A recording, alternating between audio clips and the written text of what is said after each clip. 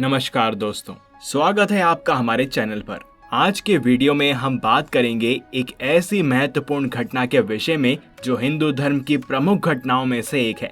श्री राम ने क्यों ली थी जल समाधि और उनकी जल समाधि के बाद हनुमान जी ने क्या किया था। हम इस रहस्यमय और अद्भुत कथा की खोज में निकलेंगे, तो बिना किसी देरी के आइए शुरू करते हैं। किंतु आगे बढ़ने से पहले हमारे साथ बोलें जय सिया राम।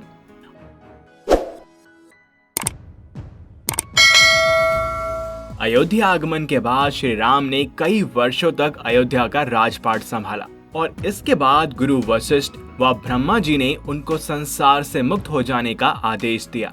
एक घटना के बाद उन्होंने सरयू नदी में जल समाधि ले ली थी। अश्विन पूर्णिमा के दिन मर्यादा पुरुषोत्तम श्री राम ने अयोध्या से सटे फैजाबाद शहर के सरयू किनारे जल समाधि लेकर महाप्रयाण किया। उनके पीछे थे उनके परिवार के सदस्य भरत, शत्रुघ्न, उर्मिला, मांडवी और रुतकीर्ति। ओम का उच्चारण करते हुए वे सरयू नदी के जल में एक एक पग आगे बढ़ते गए और जल उनके हृदय और अधरों को छूता हुआ सिर के ऊपर चढ़ गया। अब जानते हैं प्रभु ने जल समाधि क्यों ली।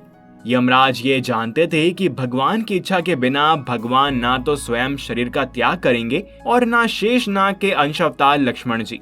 ऐसे में यमराज ने एक योजना बनाई।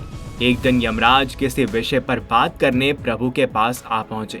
भगवान राम ने जब यमराज के आने का कारण पूछा तो उन्होंने कहा कि आपसे कुछ महत्वपूर्ण बातें करनी है।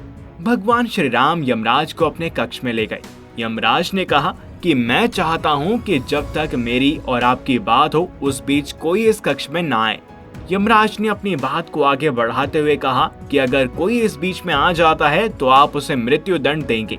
भगवान श्री राम ने यमराज की बात मान ली और यह सोचकर कि लक्ष्मण उनके सबसे आज्ञाकारी हैं, इसलिए उन्होंने लक्ष्मण जी को पहरे पर बैठा दिया।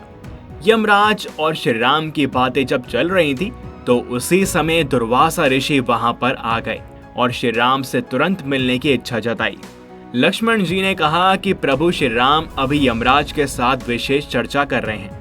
भगवान की आज्ञा है कि जब तक उनकी बात समाप्त नहीं हो जाए कोई भी उनके कक्ष में नहीं आना चाहिए। इसलिए आपसे अनुरोध है कि आप कुछ समय के लिए प्रतीक्षा करें। दुर्वासा ऋषि लक्ष्मण जी की बातों से क्रोधित हो गए और कहा कि अभी जाकर राम से कहो कि मैं उनसे मिलना चाहता हूँ, अन्यथा मैं पूरी अयोध्या नगरी को नष्ट होने का श्राप दे दूंगा। लक्ष्मण जी ने सोचा कि उनके प्राणों से अधिक महत्व उनके राज्य और उसकी जनता का है, इसलिए अपने प्राणों का मोह छोड़कर लक्ष्मण जी भगवान श्री राम के कक्ष में चले गए। भगवान राम लक्ष्मण को सामने देखकर हैरान हो गए और साथ ही साथ परेशान भी। भगवान राम ने लक्ष्मण जी से पूछा कि ये जानते हुए भी कि इस समय कक्ष में प्रवेश करने वाले को मृत्युदंड दिया जाएगा तो मेरे कक्ष में क्यों आ गए हो। तब लक्ष्मण जी ने कहा कि दुर्वासा ऋषि आपसे अभी मिलना चाहते हैं, उनके हट के कारण मुझे आपके कक्ष में आना पड़ा। श्री राम यमराज से बात पूरी करके जल्द से जल्द दुर्वासा ऋषि से मिलने पहुंच गए और इस प्रकार यमराज अपनी चाल में सफल हो चुके थे। श्री राम से यमराज ने कहा कि आप अपने वचन के अनुसार लक्ष्मण को मृत्युदंड दीजिए। प्रभु श्री राम वचनबद्ध थे। श्री राम सोच में थे कि अपने प्राणों से प्रिय भाई को कैसे मृत्युदंड दिया जाए। तब प्रभु ने अपने गुरु वशिष्ठ जी से इस विषय पर बात की तो गुरुदेव ने बताया कि अपनों का त्याग मृत्यु दंड के समान ही होता है, इसलिए आप लक्ष्मण को अपने से दूर कर दीजिए। ये उनके लिए मृत्यु दंड के बराबर ही सजा होगी। जब श्री राम ने लक्ष्मण जी को अपने से दूर जाने के लिए कहा तो लक्ष्मण जी ने कहा कि आपसे दूर जाकर तो मैं यूं भी मर जाऊंगा, तो अब मेरे लिए उचित ये है कि मैं आपके वचन की लाज रखूं। और लक्ष्मण जी प्रभु को प्रणाम करके राजमहल से चल पड़े और सरयू नदी में जाकर जल समाधि ले ली। कहते हैं कि इस पूरे घटनाक्रम में हनुमान जी प्रभु श्री राम के पास अयोध्या में उपस्थित नहीं थे और अगर वे होते तो काल वहां पर कभी नहीं आ पाते। इसी कारण से प्रभु श्री राम ने अपनी एक अंगूठी को एक बिल में गिरा दिया था और हनुमान जी से कहा था कि इसको खोज कर ले आओ। तब हनुमान जी उसे खोजने के लिए निकल पड़े और वे खोजते खोजते पाताल लोक में जा पहुंचे। वहीं दूसरी तरफ प्रभु श्री राम और यमराज की भेंट हो रही थी और जब हनुमान जी पाताल लोक में जाकर उस अंगूठी तक पहुंचते हैं, तब उनके आगे वैसे ही अंगूठियों का एक ढेर लगा होता है। इसको देखकर वे अचरज में पड़ जाते हैं और तब नागराज आकर वहां पर बताते हैं कि प्रभु ने किस प्रकार पुनः उनके साथ छल किया। इस तरह श्री राम और लक्ष्मण जी दोनों ने अपने अपने वचनों और कर्तव्यों का पालन किया। इसलिए कहते हैं, रघुकुल रीति सदा चली आई, प्राण जाए पर वचन ना जाए। अब जानते हैं कि हनुमान जी ने क्या किया। कहते हैं कि श्री राम के अपने निज धाम प्रस्थान करने के बाद हनुमान जी और अन्य वानर किमपुरुष नामक देश को प्रस्थान कर गए। वे मायासुर द्वारा निर्मित द्विविध नामक विमान में बैठकर किमपुरुष नामक लोक में प्रस्थान कर गए थे। किमपुरुष लोक स्वर्ग लोक के समकक्ष ही है।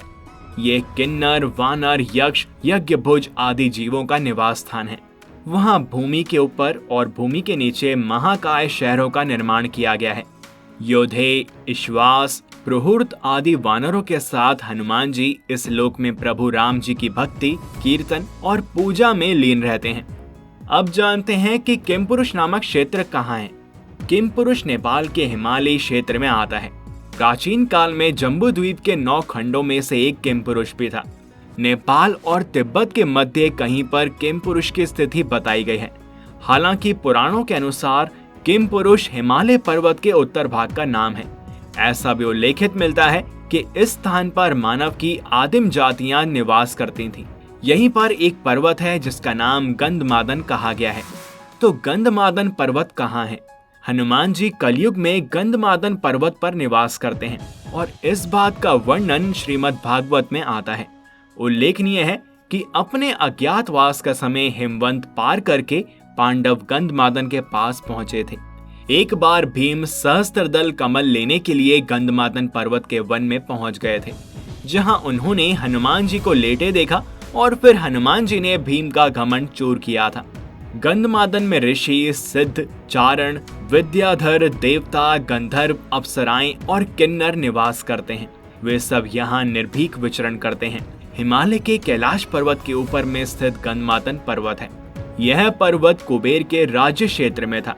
सुमेरु पर्वत की चारों दिशाओं में स्थित गंधमादन पर्वतों में से एक को उस काल में गंधमादन पर्वत कहा जाता था। आज यह क्षेत्र तिब्बत के इलाके में है। पुराणों के अनुसार जम्बू द्वीप के इलाव्रत खंड और भद्राश्व खंड के बीच में गंधमादन पर्वत कहा गया है, जो अपने सुगंधित वनों के लिए प्रसिद्ध था। आपको इस विषय में जानकर कैसा लगा, हमें कमेंट करके अवश्य बताएं। और अगर आपको वीडियो पसंद आई हो तो इसको लाइक करें और अधिक से अधिक शेयर करें। साथ ही चैनल को सब्सक्राइब और बेल आइकन को प्रेस करना ना भूलें। मिलते हैं आपसे अगली वीडियो में और भी रोचक विषयों के साथ। तब तक के लिए हरिओम।